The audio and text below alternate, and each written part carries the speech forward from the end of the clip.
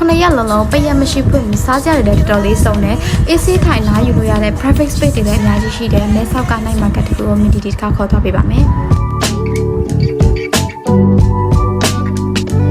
Hello အားလုံးမင်္ဂလာပါရှင်မီဒီဒီတစ်ခါခေါ်သွားပေးမယ်နိုင် market ကတော့မဲဆောက်မှာရှိတဲ့ Check Point နိုင် market လို့ခေါ်ပါတယ်သူရဲ့တည်နေရာကတော့မဲဆောက် district ထဲမှာရှိပေမဲ့မဲပါပတ်ချင်မှာရှိရပါတော့မဲဆောက်မြို့ထဲနဲ့တော့အလှမ်းဝေးပြီးနည်းနည်းလေးသွားရပါတယ်အကတ်ရဲ့သူများတွေနဲ့မတူတဲ့ထူးခြားချက်တစ်ခုကတချို့ market တွေတော်တော်များများဆိုလို့ရှိရင်သူ့ရဲ့သတ်မှတ်ချက်ရက်နဲ့သူဖွင့်တာပေါ့နော်ဒီ market ကကြတော့9ရက်မှာ9ရက်လုံးပိတ်ရက်မရှိဖွင့်တဲ့ market မလို့ကြိုက်တဲ့နေ့ကြိုက်တဲ့အချိန်သွားလို့ရပါတယ်ပြီးတော့စားကြတွေနဲ့ဆိုလို့ရှိရင်လည်းတော်တော်လေးစုံလေးရှိရပေါ့နော် Thai food တွေအပြင်မြန်မာအစားအစာတွေလည်းရပါသေးတယ်ဈေးနှုန်းလေးတွေကလည်းအရင်ဈေးမကြီးပဲနဲ့သူ့အနေနဲ့သူတန်တယ်ပေါ့နော်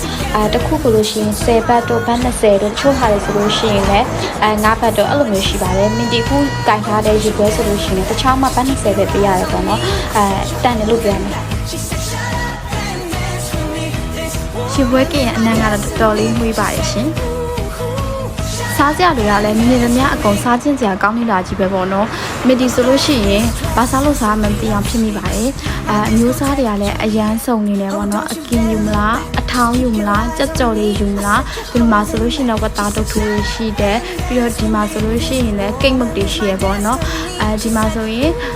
အကြော်အလော်မျိုးစုံရှိရပေါ့နော်စားချင်တာစားတိတ်တာစားလို့ရပါတယ်ဒီကချင်းငန်ဇက်တွေအရန်ကြိုက်တော့ထိုင်းလည်းရောက်နေတာဆိုတော့ထိုင်းနိုင်ငံရဲ့ signature အထောင်းကိုတော့မစားမဖြစ်စားလိုက်တယ်ပေါ့ရှင်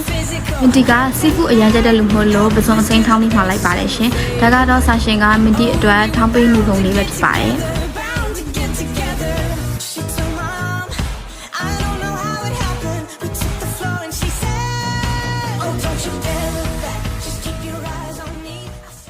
ကဲမီဒီစိတ်ကြိုင်မုတ်တွေလည်းအကုန်ပတ်ဝယ်ပြီးပြီဆိုတော့ဆက်စားပါတော့မယ်ရှင်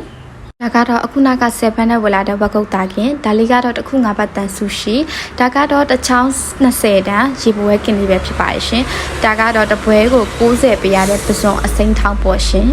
ပထမအဆုံးအနေနဲ့မီတီပစုံအစိမ်းထောင်းရဲ့အရသာလေးကိုအရင်ပြပြပါမယ်ပစုံစိမ်းထောင်းမှာပါတဲ့ပစုံကတော့အရန်လက်ပါတယ်လက်တော့တော်တော်လေးကိုပစုံကချိုးပြီးစားလို့ကောင်းတယ်ဒါပေမဲ့အရေရတာတော်တော်ပေါ့ပါတယ်ငပိမပါလို့ထင်တယ်ပေါ့တယ်ပေါ့တော့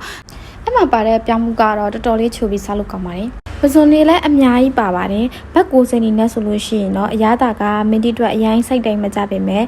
စားလို့တော့အဆင်ပြေပါတယ်တန်တယ်လို့တော့ပြောလို့ရပါတယ်ဒါကတော့အိတ်နဲ့စားတော့ညတဲ့မှာမင်းတီအကြိုက်ဆုံးဘတ်ခုတ်တာကင်မှာတစ်ချောင်း10ဘတ်ပဲပေးရတယ်တော်တော်လေးတန်တယ်ပေါ့နော်အရသာကလည်းထီထီမိမိနဲ့အသားကလည်း juicy ဖြစ်ပြီးတော့အီလေးနဲ့တချိုးလေးနဲ့တော်တော်စားကောင်းပါတယ်ဒါကတော့တစ်ချောင်း20နဲ့ဝယ်လာတဲ့ရေပွဲကင်မှာအချင်းလေးကအသက်ပဲပေါ့နော်အချင်းကထီထီမိမိနဲ့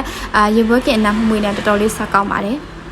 ဒါကတော့တစ်ခု9ဘတ်တန်ဆူရှိပါအရသာကဘာမှမရှိသလိုခံစားတော့မီဒီယာတော့သိမစိုက်ပါဘူးဒါပေမဲ့ဒီလောက်စီနဲ့တော့ဒီလောက်ပဲရမယ်ထင်ပါတယ်ဒီ market မှာကဒီလိုမျိုး street food ဆိုင်တွေအပြင်မူကထားဆိုင်တွေအေးဆေးထိုင်ချလို့ရတဲ့ alcohol ဆိုင်တွေနဲ့အင်ကြီးဆိုင်တွေ fancy ပစ္စည်းဆိုင်တွေအယုံဆိုင်တွေလည်းရှိပါသေးတယ်ဒါအပြင်အခုလိုမျိုးကလေးတွေကစားလို့ရတဲ့ပျော့ဤကစားစရာတွေဒီလိုမျိုးစက်ပိန်လေးတွေလည်းစီးလို့ရပါတယ်အားလုံးပဲအဆုံးတွေ့ကြည့်ပေးကြတဲ့အတွက်ကျေးဇူးအများကြီးတင်ပါတယ်နောက် vlog တွေမှာတွေ့ကြမယ်နော်တတာ